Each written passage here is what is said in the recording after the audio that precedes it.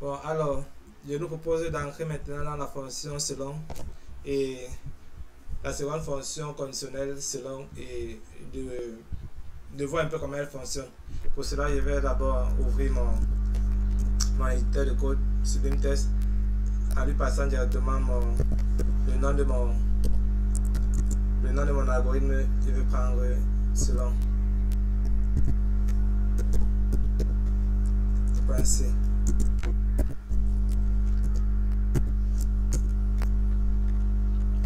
Voilà. Bon, déjà pour le début, bon, je me garde de me répéter.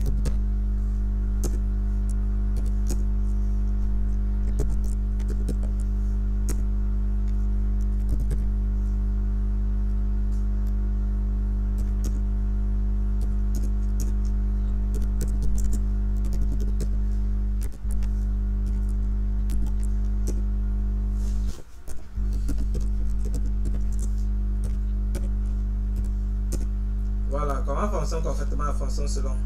La fonction selon fonctionne de la manière suivante. En algorithmique, on va dire en algorithmique, en fait, on va dire selon par exemple un choix ou une sélection donnée. Donc selon sélection,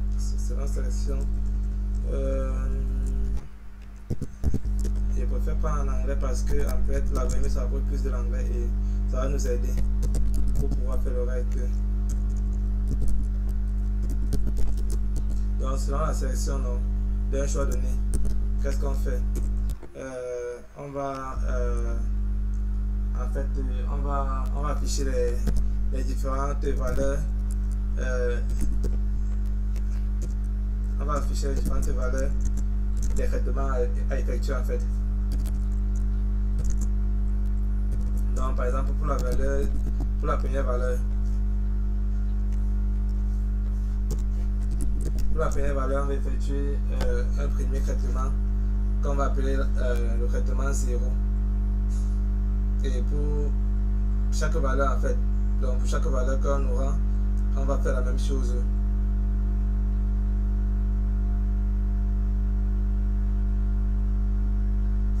Donc pour chaque valeur, on va faire la même chose. Ici ça sera la valeur 1, ici ça sera la valeur 0 et ainsi de suite.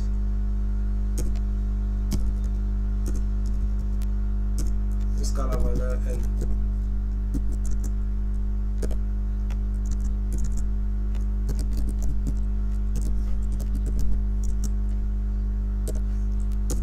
Maintenant, alors, que se passe-t-il lorsqu'on n'a pas de valeur concrètement dans le tableau? Ce qui se passe, c'est que lorsqu'on n'a pas de valeur, on va donner une condition de sinon, donc une condition de cas où il n'y a pas de valeur.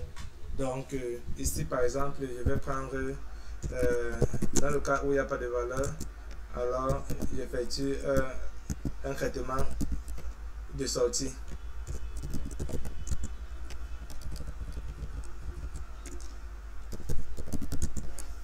Un traitement de sortie.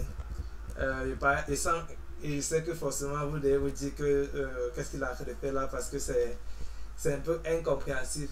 Bon, je vais vous expliquer en détail. Bon, pourquoi on fait d'abord le selon? On fait le selon lorsqu'on a une condition à tester. Donc lorsqu'on veut par exemple laisser le choix à l'utilisateur d'entrer ses propres valeurs. Mais nous on lui donne une marge de valeur dans laquelle il va travailler. À ce moment on pense au selon.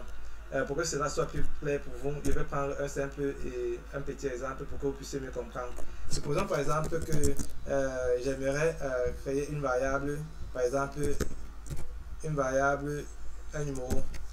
Et donc je vais demander à l'utilisateur de m'entrer. Je vais demander à l'utilisateur par exemple de me donner ses valeurs. Donc de me donner quelques valeurs, bon une valeur. Donc, il me donne une valeur.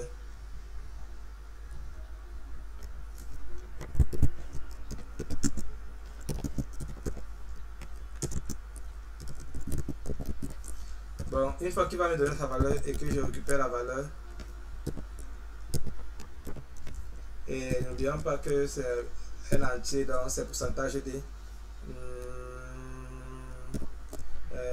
et commercial, le nom de la variable qui possède la valeur. Bon, maintenant, alors, une fois que l'ordinateur récupère la valeur, cette valeur normale, il est censé être où? Il est censé être dans la mémoire de l'ordinateur. Maintenant, nous aimerions maintenant faire les traitements sur cette valeur-ci. Qu'est-ce qu'on fait? Pour cela, maintenant, on utilise la fonction selon. Maintenant, avec la fonction selon, on peut passer à paramétrer la valeur sur laquelle on veut faire le traitement. Et puis maintenant, on va donner par exemple les différents cas de valeur. Donc, dans le cas où je suis à 0, quel est le traitement que j'aimerais effectuer? J'aimerais par exemple afficher votre choix c'est 0.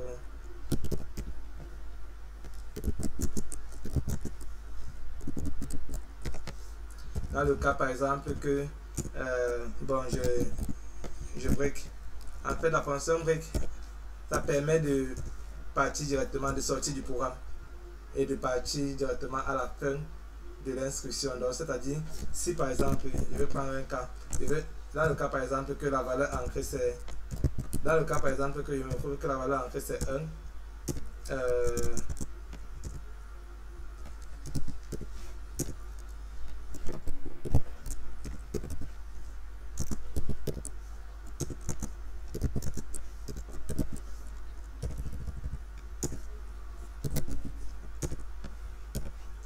donc supposons par exemple que je n'avais pas mis break ici.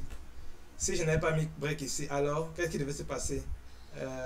Lorsque je devais lancer le programme, ça devait considérer et la case 0 et la case 1 pour la même valeur. Donc c'est-à-dire si quelqu'un entre 0 ou quelqu'un entre 1, ça devait afficher le choix de 1. Bon, pour que vous puissiez mieux comprendre, on va faire un exemple tout à l'heure lorsque on va finir le programme. Donc je vais encore copier ceci et je vais essayer de le coller là pour que ça aille plus rapidement.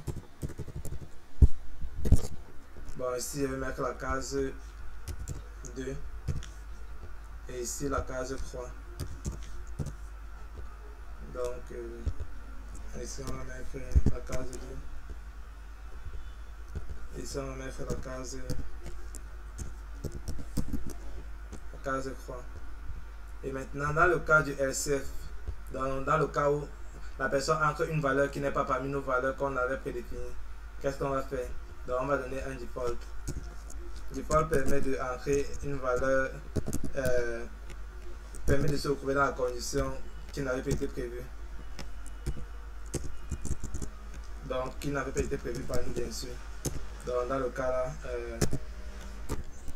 on va l'afficher message.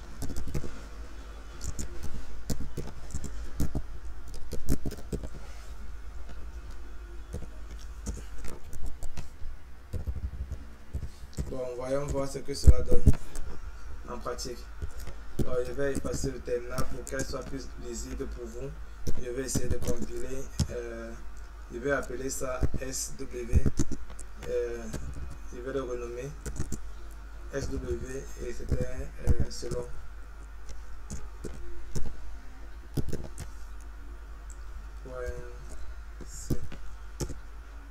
Donc SW.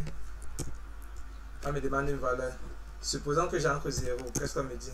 On me dit que le choix est porté sur 0. Je relance.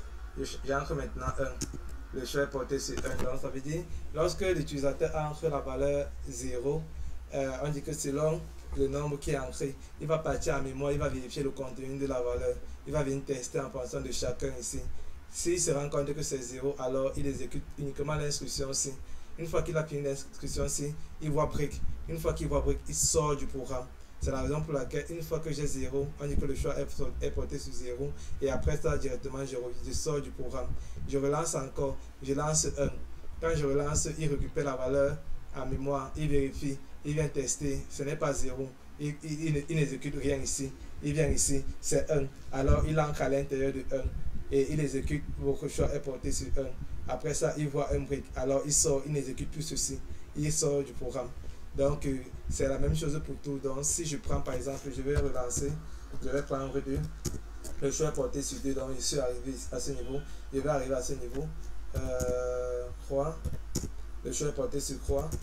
Je prends 4. Oh, désolé. Essayez plus tard.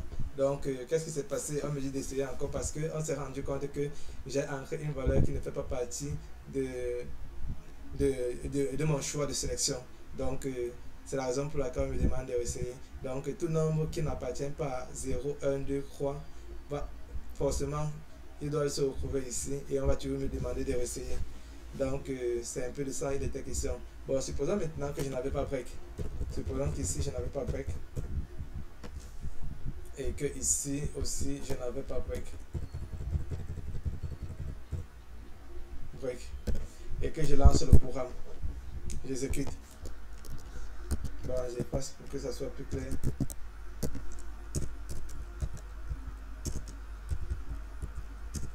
On me demande, bon, ici, comme je n'ai pas break, je vais ancrer 0. Voyons ce qu'ils vont nous dire. Il arrive ici, il trouve 0, il teste votre choix porté sur 0. Après, il descend, il ne voit pas break, il exécute encore le 1. Votre choix est porté sur 1. Après, il descend, il ne voit pas break, il exécute encore le 2. Votre choix est porté sur 2. Après, il descend, il voit break, alors il sort de la boucle. Donc, la fonction break permet de sortir de la boucle. C'était pour vous montrer la différence et vous montrer l'utilité du break à la suite de chaque instruction. Donc, je vous donne rendez-vous pour le prochain devoir à la prochaine vidéo. Merci.